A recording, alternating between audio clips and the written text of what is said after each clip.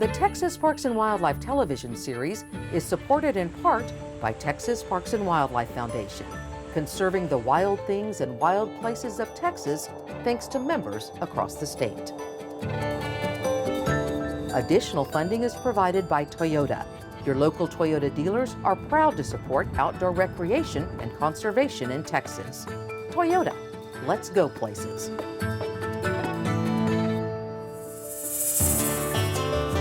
Coming up on Texas Parks and Wildlife. Ideally, you want to see a tail and try to throw right in front of which way you think the fish is facing. I don't think you can find this kind of environment anywhere else in Texas.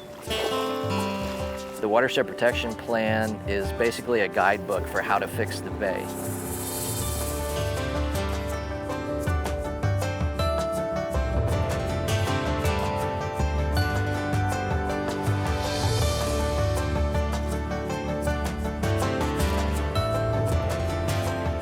Texas Parks and Wildlife, a television series for all outdoors.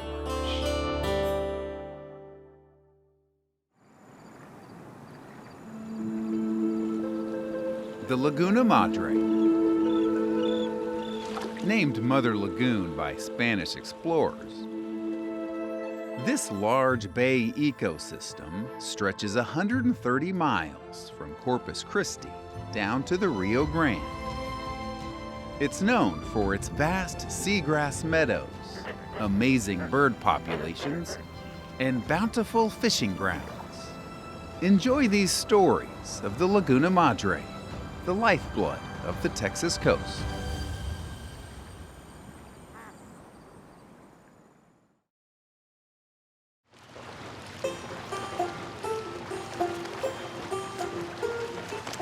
We are in the Laguna Madre right now, just south of Corpus Christi.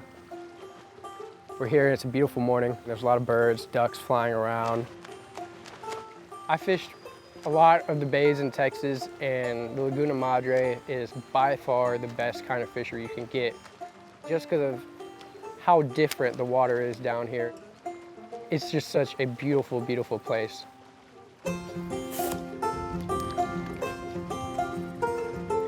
Today, we're looking for black drum. I'm really kind of just scanning the water. I'm looking for tails. Specifically, I'm looking for a real flat tail. Drum have a really flat tail. I'm not really seeing anything right now, but hopefully we'll see some. Pink is my go-to. I'm real big on confidence, and if you're confident in it, you're gonna catch. So that's my idea. We are representing the Islander Anglers. It's a fishing club over at A&M Corpus Christi. The club is open for everyone. It's a great opportunity, you know, to learn about fishing, and I think most importantly, to make friends. Are we taking forever, Megan? Yeah. Yeah? We got fish to catch. We'll spread out. We'll get on them quick. I've probably been fishing since I could hold a pole. I grew up with my dad and my grandpa showing me how to do it. You know, wading in booty deep water like this, and ideally you want to see a tail and try to throw right in front of which way you think the fish is facing. Man, it's just addicting. There he is. I bet that's the drum. No, that's a red. Really pretty redfish. Look at that. Wow, that's a nice one. 26, 27-inch redfish. Pretty guy. That's a good redfish right there. There he goes. Hopefully Liam's finding something. We've seen drum here and there, but they're not tailing for too long. He was all over it. It seems like all the ones I'm trying to walk up on, once I get within 30 yards, they stop tailing. So I don't know if maybe they can feel the vibration of my feet or they're spooking off something, but we still have plenty of time and I'm sure we're gonna make it happen. Pay attention, Liam. Pay attention. Oh, he's got one. That's one thing, we're always competitive with each other. We always try to one-up one another. Awesome. Hear him? drumming like crazy. Pretty black drum. That's probably that may be 20 inches.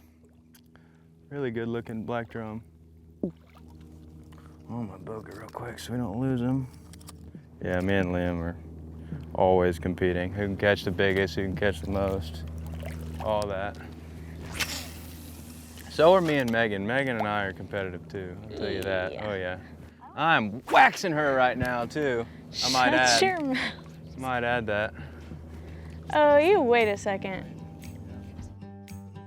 There's a drum right out here. Yep. Got him. Yep. Oh, finally. Been working all day for this fish. Nice. Good size drum too. Oh. Nice. Got him on the gulp. Hooked right in the corner. Perfect. You guys can hear him drumming. Oh, feels good. I bet money that's bigger than John's drum, whatever he's got. John had me pretty good at the start, and I mean, I could not get bit. I turn around, John has a fish. Turn around, John has a fish. I'm like, oh my gosh. So yes, it is very calming and very therapeutic, but it gets times where we're thinking hard, and sometimes we overthink. And oh, Mine's the biggest.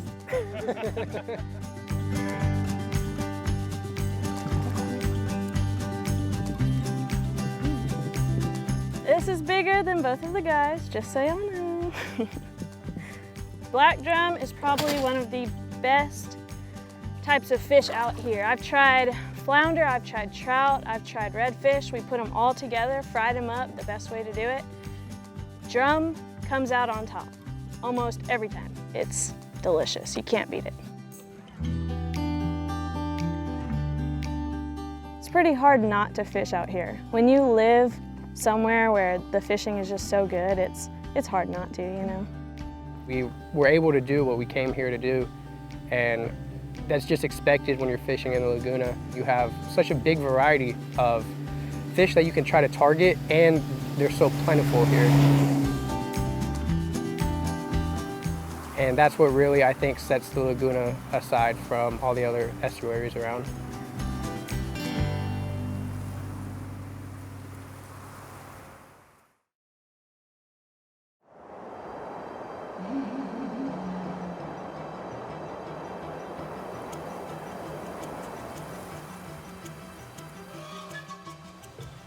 We are at the South Padre Island Birding Nature Center and Alligator Sanctuary, and we are birding the fall migration.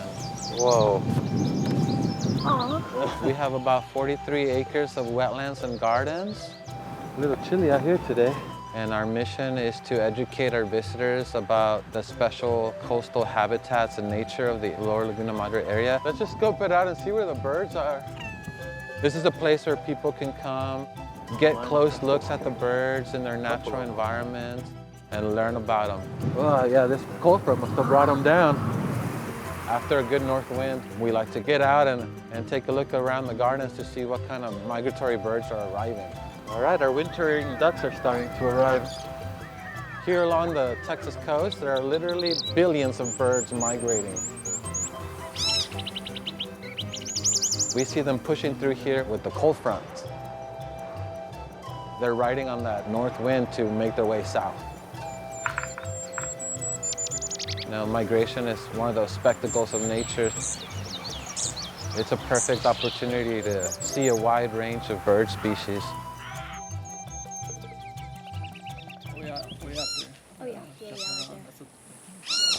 Look, there's the great kiskadee down low right there, too.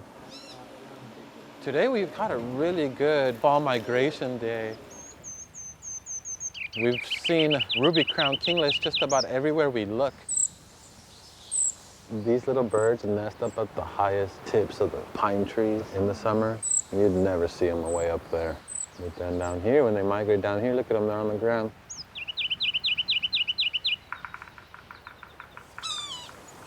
Oh, there's another sapsucker. Let's do another little walk down this way. Oh, there. Oh, there he is. Check him out. Another great blue heron. Elle has been coming to our camps for a long time. When we started birding, she was about this tall. and she couldn't get her eye in the scope. But now she's just finally reached the scope, so her opportunity is opening up a lot more. And you're tall enough now that you can look through here. Yeah. I have the scope on one. I've always been fascinated in animals, and once I figured out what the Birding and Nature Center was, I found this pair of binoculars that my grandpa gave me in the closet, and then we just went to go try it, and now it's just amazing. I don't think you can find this kind of environment anywhere else in Texas. The Lower Laguna Madre is a unique bay system. It's a hypersaline lagoon, one of only a few in the world, actually. And what makes it special is it's such a shallow body of water. And since it's so salty, we can get freezes down here, and the bays don't freeze because of the high salinity. So that's perfect for birds because they'll always be able to find something to eat.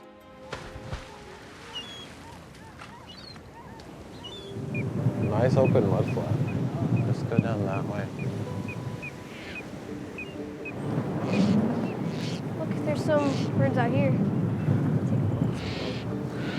I'm gonna scan those terns over there real quick. Oh yeah. There's some way out there. Lots of Caspian terns and a lot of exposed mud right now for the little sandpipers. Nice feeding conditions for the sandpipers.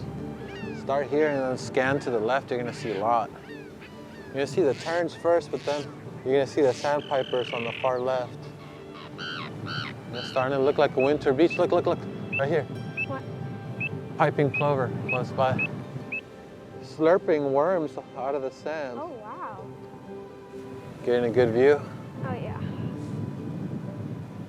And I just wanted to check something over here. Mainly what I like about birding is the peacefulness and just being in the now, living in the present, and just enjoying what's in front of you. We're so busy in our lives, especially as we get older, that we miss the natural world happening around us. The world without birds would really, there wouldn't be one. Some could be 4 feet tall, and some could be the size of the loop on your shoelace. I mean, they're just so incredible. The world wouldn't be as cool as it is without birds.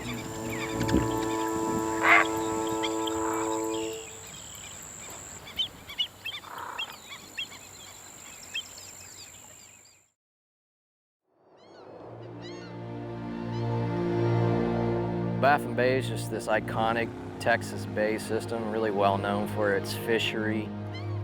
Everyone should care about Baffin, whether they're an angler or not, simply because it's a really unique system. Looks cloudier. Recently, we've had some tussles with water quality issues, things that are happening way upstream we want to keep an eye on. Studies have identified it as being an incubator for the brown tide. The water quality issues, we don't want to have spillover into the rest of the upper Laguna Madre. Everything's intertwined. Taking care of the land is taking care of the water. You see what's being directly impacted, which is the fish, the seagrass beds, the bird community.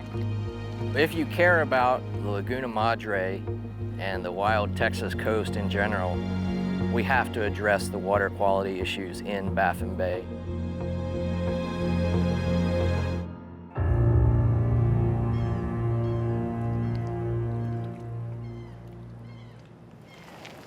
The mission of the Hart Research Institute is to study the Gulf of Mexico and address problems.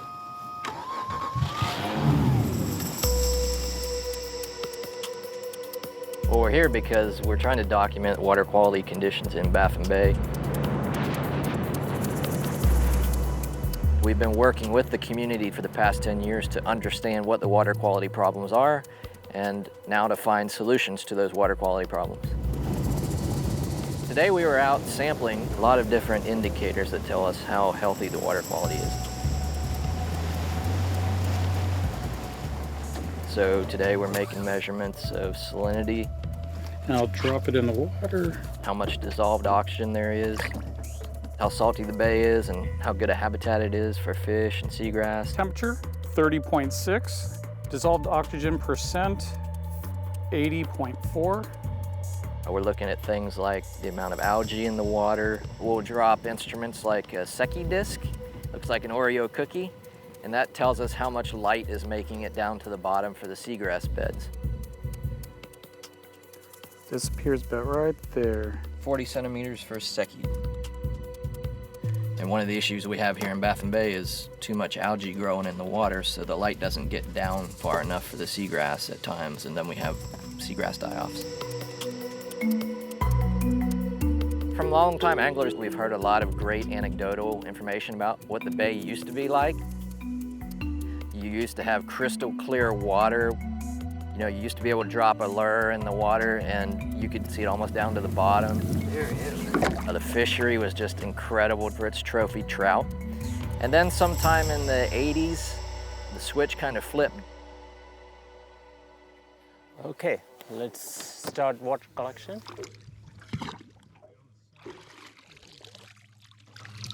The water samples that we collect and all that data that we're getting, it helps us to really understand when and where we're having water quality issues. And that's really important because then that helps us to hone in on where we need to address those issues. We are here in Laguna Salada, and we're going to do additional water testing here. Awesome, thank you. Good luck out there, Lucero. All right, see you in a bit. I have 2 sites that I sample out here and then one in Baffin Bay. There's a specific phytoplankton species known as the Texas brown tide. Studies have identified this certain section in this tributary as being an incubator for this species. The brown tide is an ecosystem disruptive species, so it causes a lot of ecological effects bad for the environment. I'm collecting water samples so that we can process the water, analyze the nutrients, and also determine the phytoplankton composition. There's a lot of phytoplankton in the water that can be harmful to the environment and the humans around it. And we want to be able to hopefully catch these instances before they become a much larger issue. It's just, me and the kayak. Depending on the weather, it can be harsh because it is, humid and hot out here. So tired. I'm more driven by trying to make a change, and that starts off with learning about our environment and the science that we're doing back at HRI.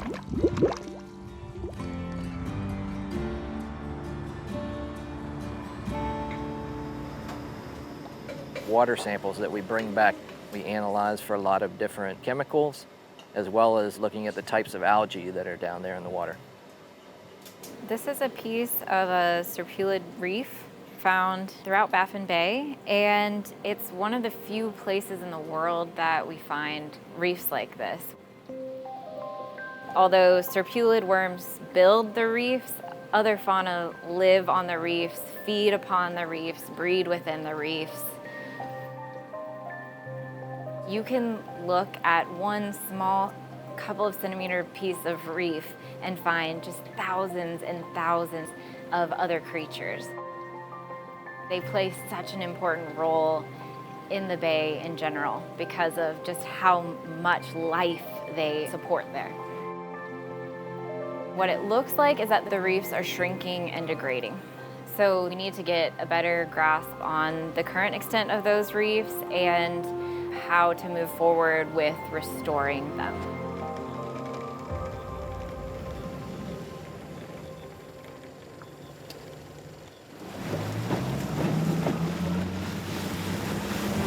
My name's Ethan Getz. I'm the ecosystem leader for the Upper Laguna Madre team, part of the Coastal Fisheries Division of Texas Parks and Wildlife. Our task is to do the routine monitoring of our bays to keep track of fisheries. So we collect fisheries data to get a gauge of all the different species that are out there and what anglers like to catch. So we've got our bag seine here, stretched it out 50 feet We want to make sure we're doing it the exact same way so that all the data is comparable through time. Are you ready? Good to go, Ethan. All right, let's do it. Bag seines, that helps us get data on juvenile fishes and some bait fish species. Let's see what we've got in here.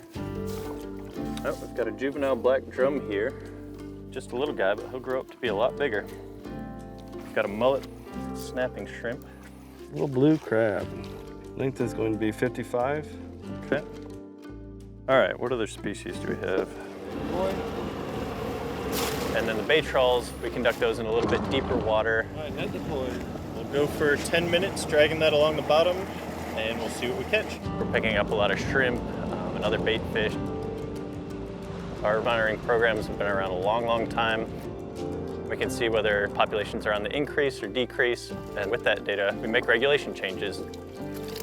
Had some issues with nutrient runoffs into the bay. One is 272. In general, the fish populations still seem to be really healthy despite some of those issues, but it's the things we really want to keep an eye on to make sure the sustainability of Baffin is kept in check. What we've learned about the causes of the water quality degradation, it essentially goes back to things that we're doing on the lands around the bay. There's been a lot of really sophisticated source tracking lately, looking at pollution sources. And surprisingly, there's a big contribution from sewage, so failing wastewater treatment plants and septic tanks. But we also see contributions from ag, as well as stormwater runoff. This is a 1.5 million acre watershed.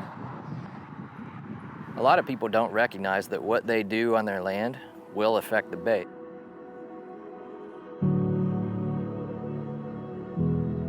We're in the middle of Clayburgh County. My wife grew up down here, but we really wanted to raise our family down here. It's beautiful. We're in ranching, we're in the business of making money on beef, but we also want to use cattle to create the best habitat. We're going to be here for a long time, and we can't do something that's going to have a short-term benefit. We're building back these grasses. Then you're going to filter out any of the impurities that might flow into that water from a highway or from any kind of urbanization that might trickle its way through your property. Because as it flows off of our land, it's going to make its way into the bay and into those public waters. Ranchers, farmers, we're the first line of defense, cleaning that water as it moves out to those bigger bodies of water. We started to figure out what some of the challenges are. So we have pulled together a group of community members. It's called the Baffin Bay Stakeholder Group. We started off in 2018 with about 10 people in a room, and we have close to 300 community members on that stakeholder group now. Our hope for bringing Baffin back is that it starts to turn back time and brings Baffin back to the way it used to be 20, 30, 40 years ago. The Watershed Protection Plan is basically a guidebook for how to fix the bay.